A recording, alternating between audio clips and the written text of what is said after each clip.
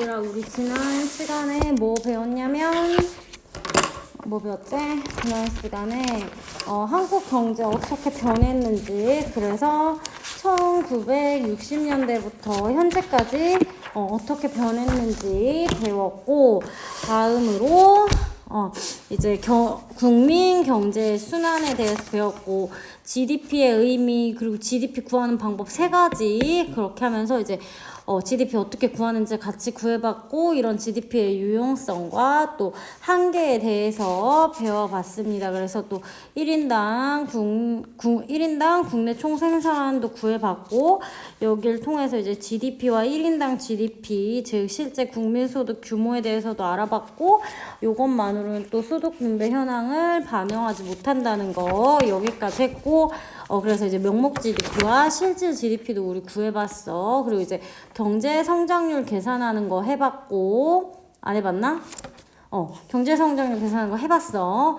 경제 성장률 계산하는 거 해봤고, 왜 우리가 경제 성장률 계산할 때 실질 GDP를 사용하는지 여기까지 지난 시간에 했습니다. 그리고 교과서 105페이지 통해서 국내 총생산 명목 국내 총생산, 실질 국내 총생산, 그리고 경제 성장률까지 구해봤습니다.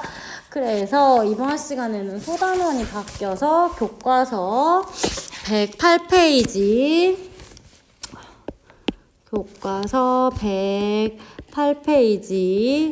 실업과 인플레이션인데, 이 중에서 아마 이번 시간에는 실업만 해도 시간이 다 가지 않을까 하는데, 시간이 남으면 인플레이션까지 하도록 하겠습니다.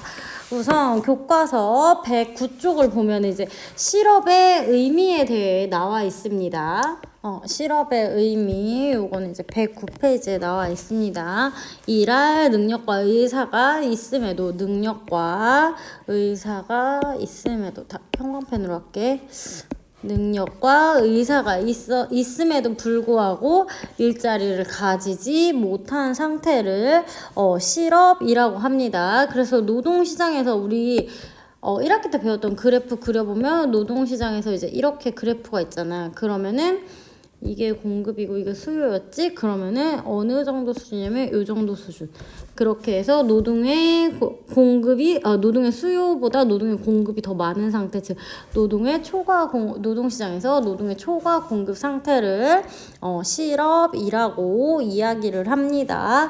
그래서 이러한 실업의 유형, 즉 실업의 원인과 이거에 대한 대책은 어떤 게 있는지 한번 그 다음에 보도록 합시다. 이거는 교과서 111페이지, 교과서 111페이지를 보면 교과서 111페이지를 보면 실업의 원인과 유형 나와 있고, 112페이지에 실업의 대책에 대해서 나와 있습니다. 먼저 실업의 발생 원인을 보기 전에 우선 자발적 실업과 비자발적 실업이 있어요. 우선 자발적 실업이라는 거는 내가 자발적으로 일을 하고 싶지 않은 거야. 그러니까 근로조건이나 이런 게 내 마음에 안 드는 거야. 그래서 근로조건의 이유로 스스로 일을 하지 않는 거야. 그럼으로써 발생하는 실업을 자발적 실업이라고 합니다.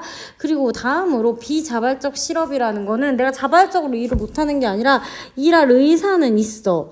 그러니까 일할 의사는 있는데 일자리가 없어서 발생하는 실업을 비자발적 실업이라고 합니다. 그래서 여러분, 자발적이다 비자발적이다 이런 거 구분할 수 있지 얘들아. 그래서 두 번째로 이제 실업의 유형에서 우리가 먼저 자발적 실업과 비자발적 실업을 봤고, 이제 두 번째로 뭐를 기준으로 하냐면 발생 원인에 따라 이제 기준을 한번 나눠보면, 실업을 분류를 해보면, 우선 요거는 교과서 111페이지도 있습니다. 그래서 교과서 111페이지를 같이 보면 경기적 실업에 대해 나와 있어. 교과서 111페이지에. 그래서 이제 경기 변동으로 인해서 나타나는 실업입니다. 그래서 이제 경기가 너무너무 좋아.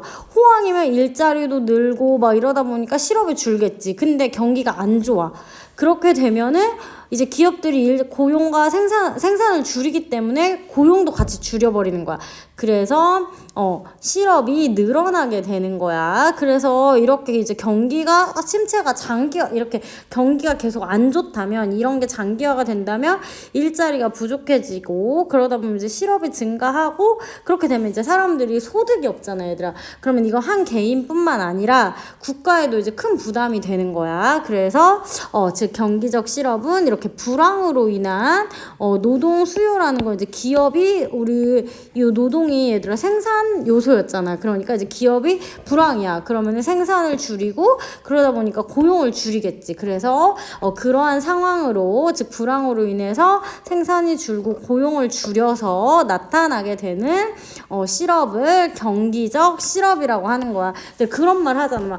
요즘에 경기가 안 좋아. 경기가 뭐 좋아. 뭐 경기가 호황이다, 불황이다 이런 얘기 하잖아. 그래서 이러한 상황을 경기적 실업이라고 합니다. 그래서 이렇게 경기적 실업이라는 것은 경기적 실업이라는 건 어떻게 해결해야 되냐면 지금 불황이잖아. 그런데 경기가 불황이 아니고 호황으로 전환이 되면 즉 경기가 회복이 되면 조금 더 나아지면 어느 정도 해결할 수 있잖아. 그래서 정부는 경기가 이제 회복될 수 있도록 경기가 회복될 수 있도록 해서 이제 이러한 실업을 줄일 수 있도록 해야겠지. 그래서 이제 정부가 재정 지출을 늘려서 소비와 투자를 활성화하고 또 새로운 일자리를 만들려고 노력하고 또 공공사업 같은 거 할 수 있고 그다음에 경기부양책 같은 걸 할 수가 있습니다. 그래서 이렇게 발생 원인, 실업의 분류는 발생 원인이 뭐고 이거에 대한 대책이 뭔지 연결해서 공부할 수 있도록 합니다.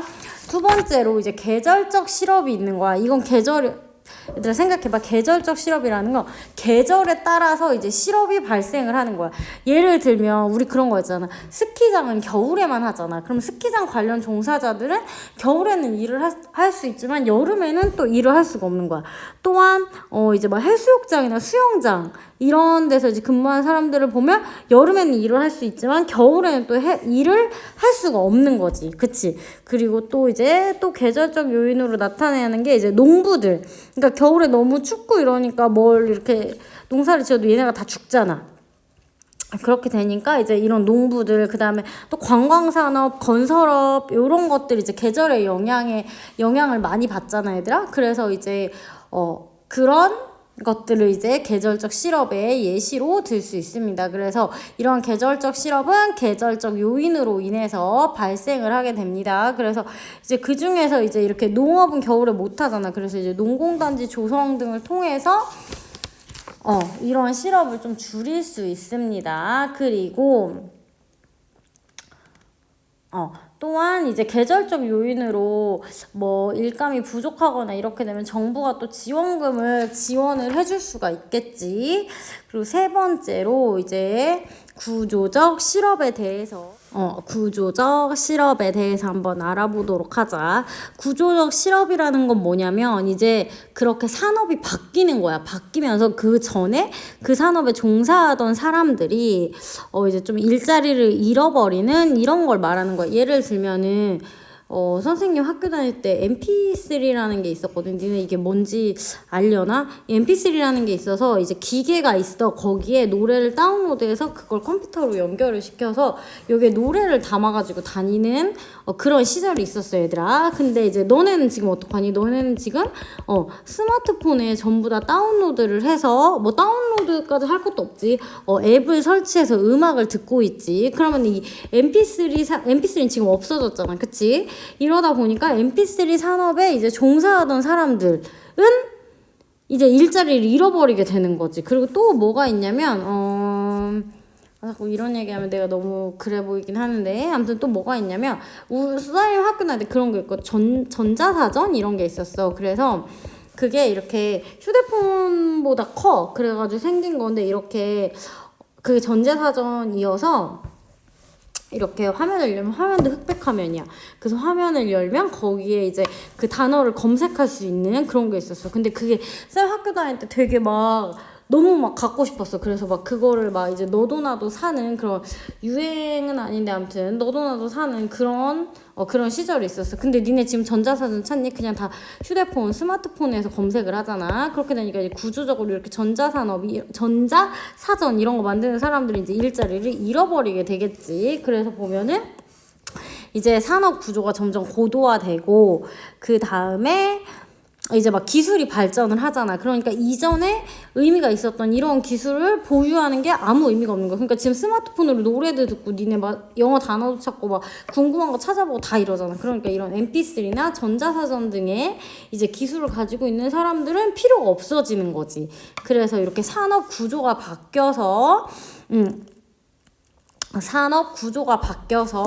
이렇게 이전의 기술을 가진 사람들에 대한 인력 수요가 감소하는 걸, 이런 걸 구조적 실업이라고 합니다. 그래서 이런 사람들을 어떻게 해야 되냐면, 이런 사람들 이제 기술 교육을 시켜주거나, 아니면은 이 사람들이 교육을 통해서 이제 다른 이 사람들이 이제 인력을 개발할 수 있도록, 능력을 개발할 수 있도록 이렇게 도와주는 그런 대책을 세워야 되겠지. 이런 구조적 실업을 조금이나마 해결하기 위해서. 그러니까 이제 이런 구조적 실업은 기술은 막 발전을 하는데 사람이 이제 거기에 따라가지 못하잖아. 근데 이런 사람들 그냥 도태되게 둘 수가 없으니까 직업 교육도 하고, 또 이런 사람들이 또 갖고 있는 기술을 또 다른 데 쓸 수 있는 경우가 있잖아. 그래서 이제 그런 다른 데 쓸 수 있게 또 이렇게 일자리를 찾아주는 그런 정책이 필요합니다.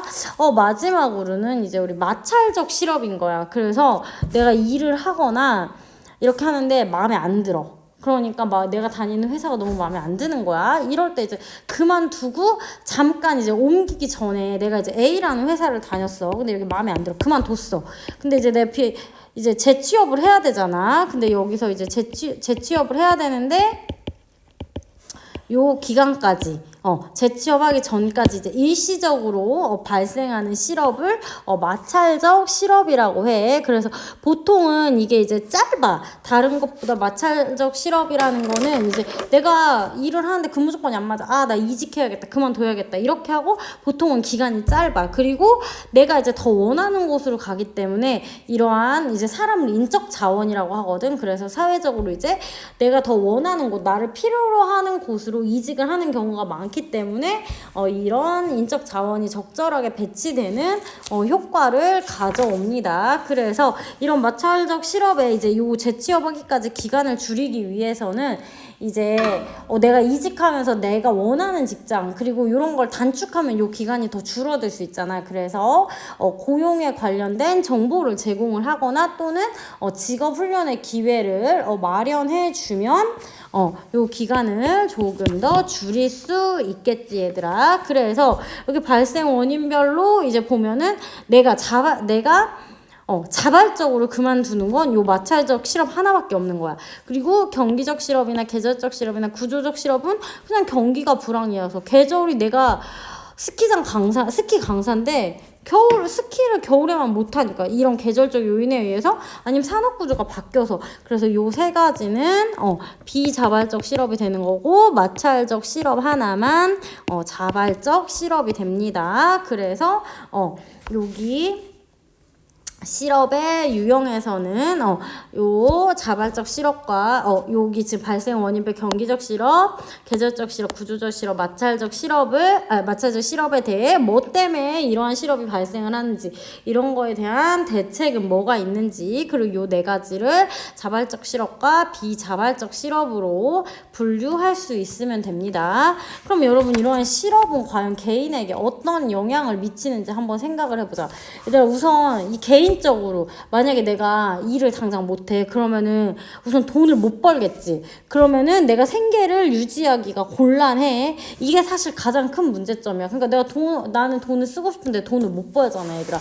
그러면 이제 이렇게 생계를 유지하기가 곤란해지겠지. 그리고 또 이렇게 내가 직업 생활을 하면서 또 자아 실현을 하고 있는데, 이러한 또 자아 실현의 기회를 잃게 되기도 하고, 또 일을 못하고 집에만 있잖아. 그러면 얘들아, 이게 사회적으로 단절이 돼서, 진짜 뭐라고 해야 되지? 어쨌든 사회적으로 단절이 돼서 이제 관계 맺기 어렵거나 그런 문제가 발생하기도 합니다. 그럼 사회적 측면으로는 이제 어떤 게 있냐면 누군가 일을 해야 되잖아. 일을 할 수 있는 사람은 있는데 일자리가 없는 거잖아. 그러니까 이런 사람, 인적 자원이 낭비가 되고 즉 노동력이 낭비가 되는 거야.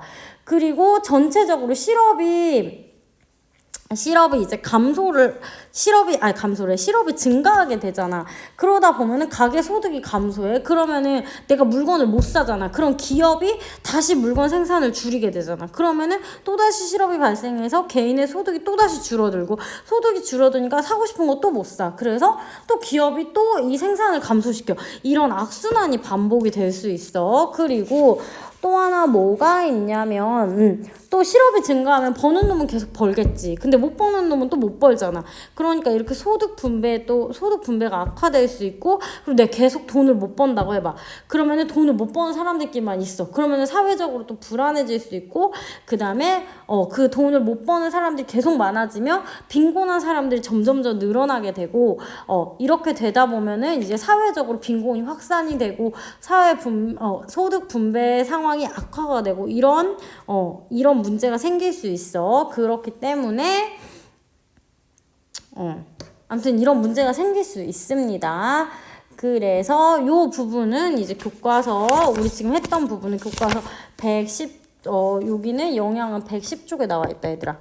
그래서 이 부분을 한번 교과서 읽어보기 바랍니다. 그래서 이제 실업 여기 분류하고 개인적으로 혹은 사회적으로 어떤 문제를 이야기할 수 있는지 여러분 읽어보면 다 알 수 있는 내용이거든. 그래서 한번 교과서 110쪽 같이 읽어보기 바랍니다. 우리 그래서 실업의 의미, 실업의 유형, 그래서 이제 발생 원인별로 이제 실업을 분류를 해서 발생 원인이 뭔지, 이러한 실업은 어떻게 대처를 해야 되는지, 그리고 실업의 영향은 뭐가 있는지에 대해서 봤고, 교과서 109페이지로 다시 앞으로 돌아와서 109페이지 한번 얘들아 교과서 한번 봐봐. 내용 나와 있고 밑에 막 탐구활동 나와 있고 오른쪽에는 다양한 고용지표 나와 있고 막 이렇지. 이제 니네가 싫어하는 이제 계산을 해야 되는 그런 시간이 왔습니다. 그래서 우선 계산하기 전에 한번 보도록 하자. 이제 인구의 구성을 한번 살펴봐야 돼. 전체 인구가 있잖아, 얘들아. 여기 전체 인구에서 이제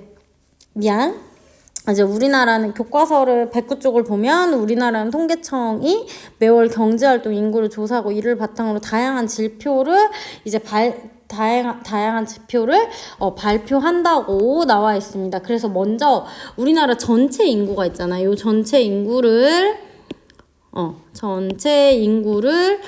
15세 이상 인구와 15세 미만 인구로 나눕니다. 그래서 이 15세 이상 인구가 의미하는 것은 무엇이냐면, 이 15세 이상 인구가 의미하는 거는 노동이 가능한 거예요. 노동이 가능한 인구로 즉 15세 이상 인구는 노동이 가능한 인구라고 이야기할 수 있습니다. 그 다음에 이 15세 이상 인구는 뭐랑 뭘로 나눌 수 있냐면 경제활동 인구와 그 다음에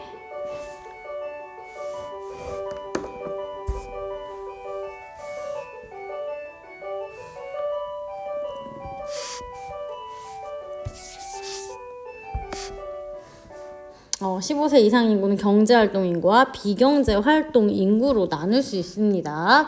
그 중에서도 이제 경제활동 인구인데 봐봐, 15세 이상의 인구 중에서 일할 능력과 의사가 있는 사람을 경제활동 인구라고 하는 거야.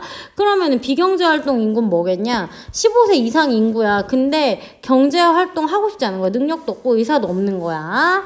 그래서 이런 사람들을 비경제활동 인구라고 이야기를 합니다. 그럼 이제 여기 능력도 있고 일할 능력도 있고 일할 의사도 있는 이 경제활동 인구 중에서 이제 수입이 있는 일에 종사하고 있는 사람을 우리는 취업자라고 할 수 있고, 그 다음에 이제 일할 능력도 있고 일할 의사도 있어. 그리고 취업을 하기 위해서 노력하는 사람, 이 사람들을 실업자라고 이야기를 합니다. 그래서 인구 전체 인구에서 15세 이상 인구와 15세 미만 인구로 나누고, 15세 이상 인구는 노동이 가능한 인구로서 경제활동 인구와 비경제활동 인구로 나뉜다. 그래서 경제활동 인구는 이제 일할 능력과 의사가 있는 사람, 비경제활동 인구는 경제활동 인구가 아닌 사람을 말합니다. 그리고 경제활동 인구는 다시 취업자와 실업자로 나눌 수 있고, 이 경제활동 인구 중에서 수입이 있는 일에 종사하고 있는 사람을 취업자, 아직 구직활동, 취업을 하기 위해서 아직 구직활동 하는 사람은 실업자라고 이야기를 합니다. 선생님 여기는 프린트 만들려고 이렇게 칸을 좀 이 비율이 안 맞게 그냥 이렇게 적어놨거든. 근데 교과서 109페이지에 탐구활동을 보면은 2017년 6월 기준으로 국내 고용 동향이라는 게 나와. 그래서 15세 이상 인구를 경제활동 인구와 비경제활동 인구로 나누고, 또 경제활동 인구를 취업자와 실업자로 나눈 자료 1번 그림이 있으니까 요거 교과서랑 같이 보도록 합니다. 그래서 다음으로 이제 우리가 이렇게 인구를 나눠봤잖아. 인구를 이러한 구성으로 나눠봤으면 이제 사람들이래. 이제 나라에서 지표를 구하기 전에 우선 경제활동 인구 조사 방법 한번 보도록 하자. 얘들아, 이 의의는 고용정책 뭐 이런 거 하고 경제 분석에 활용되는 이런 것들을 제공하기 위한 의의가 있습니다. 그래서 경제활동 인구의 조사 방법은 어떻게 하냐면, 우선 지난 일주일 동안 뭐를 목적으로? 수입을 목적으로 1시간 이상 일했어? 이렇게 물어봤는데 일했어. 그러면은 취업자가 되는 거야. 취업자의 기준이 일주일 동안 수입을 목적으로 1시간 이상 일하면 취업자인 거야. 그 다음 여기 경제활동 인구 조사에서 다음으로, 근데 일 안 했대. 근데 너 지난 4주 내에 일하려고 노력했어? 직장 구하려고 했어? 그래서 노력했어. 나 취업하기 위해서 노력했어. 그럼 실업자야. 근데 아니, 나 지난 4주간에 직장, 즉 일 구하려고 노력도 안 했어. 그럼 이거는 취업자도 실업자도 아니고, 이거는 아니고, 이런 경우에는 취업자도 실업자도 아닌 비경제 활동 인구가 됩니다. 그래서 이 질문에 대해서 예 아니요 라고 답변했을 때 과연 여기에 누가 들어가게 되는지 여러분 이 질문에 대해서 한번 이 인구 구성과 이 질문에 대해서 여러분들이 여기 답을 이 부분을 이제 지우고 이 부분을 지우고 어떤 취업자가 어디에 취업자가 들어가고 어디에 실업자가 들어가고 어디에 비경제활동 인구가 들어가는지 내가 빈칸에 넣을 수 있는지, 여기 만약에 빵꾸 뚫려 있으면 넣을 수 있는지 확인해 보도록 합니다. 다음으로 이제 우리 각종 고용 지표에 대해서 살펴볼 건데, 먼저 경제활동 참가율을 보자. 얘들아, 경제활동에 참여한대.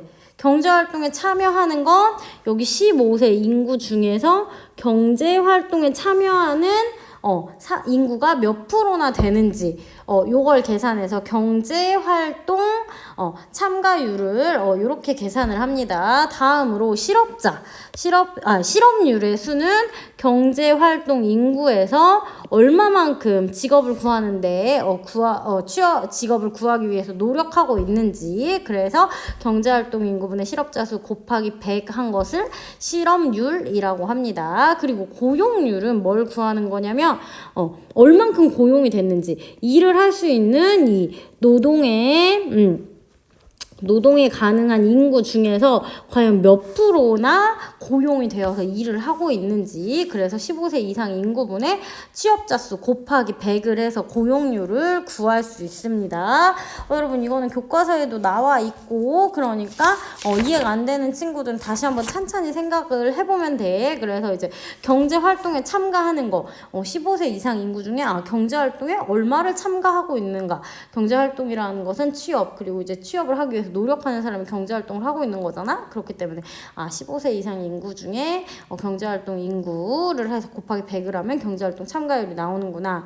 그리고 실업률 같은 경우는 경제활동 인구 중에서 과연 얼마만큼이 일자리를 구하려고 노력하고 있는가 해서 경제활동 인구분의 실업자 수 곱하기 100. 그리고 고용률은 전체 노동이 가능한 인구 중에서 과연 얼만큼 고용이 되어서 일을 하고 있는가. 그래서 15세 이상 인구분의 취업자의 수 곱하기 100을 해서 고용률을 구할 수 있습니다. 그러면은 우리 여기 밑에 문제, 이거 여러분들 제일 싫어하는 건데 선생님은 시험 문제 내기 제일 좋은 거 우선 보면은 각종 고용 지표, 그래서 우리 지금 경제활동 참가율, 실업률, 고용률에 대해서 배웠어. 그래서 먼저 한번 보자.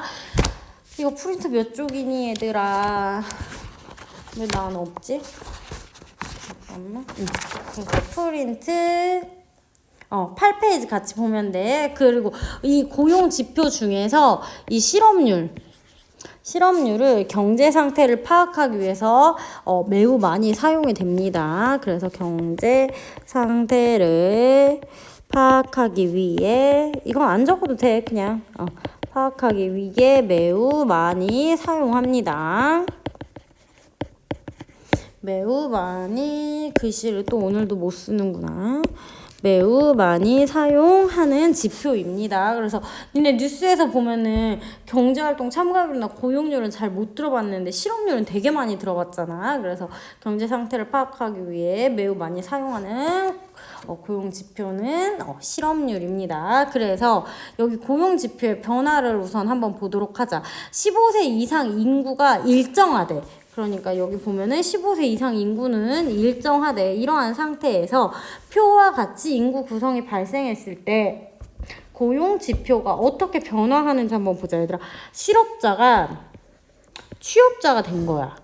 그럼 실업자는, 그러면은 여기서 보면은 실업자가 이제 취업자로 인구 구성의 변화가 발생을 한 거야. 그럼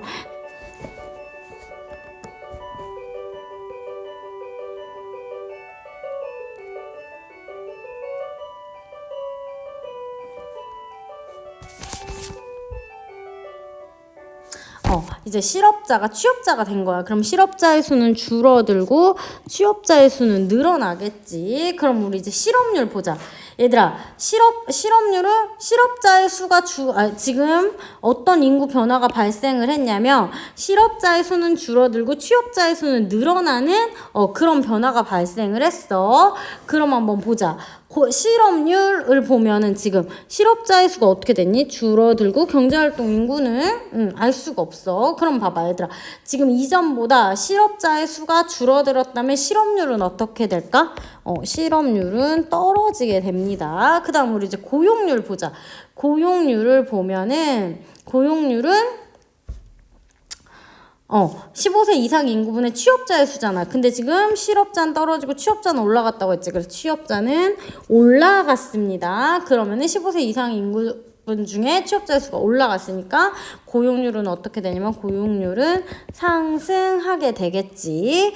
다음으로 경제활동 참가율은 15세 이상 인구 중에서 경제활동 인구인데 봐봐. 실업자가 줄어들고 이만큼 취업자가 늘어났지. 그렇지만 경제활동 인구는 바뀌지 않았잖아. 그치 얘들아? 그래서 경제활동 인구는 취업자 플러스 실업자잖아. 근데 실업자가 줄어든 만큼 취업자가 늘어났잖아. 그러니까 결국 경제활동 인구는 똑같잖아. 그렇기 때문에 경제활동 참가율은 불변입니다. 그래서 지금 풀었던 것처럼 여기 밑에 나머지 부분 있잖아. 얘들아, 여기 뭐겠니? 당연히 과제. 그래서 여러분 학교 오는 등교 주간에 프린트 확인하고 같이 정답 맞춰보도록 하겠습니다. 꼭 풀어서 오기 바랍니다. 그래서 이번 시간은 교과서 109쪽부터 111쪽까지 실업의 의미, 그 다음에 실업의 원인과 유형, 그리고 이러한 실업의 대책, 그리고 실업이 이렇게 되면 이제 개인적으로 사회적으로 어떤 영향이 있는지, 그리고 이 실업과 관련된 고용 지표에 대해서 공부했으니까 이번 시간에 배운 거 중요하니까 여러분 교과서랑 프린트 다시 한번 꼼꼼히 읽어보고 고용 지표의 변화 이 부분 스스로 빈칸 채울 수 있는지 확인해 보고 빈칸 채워서 학교에 오도록 합니다.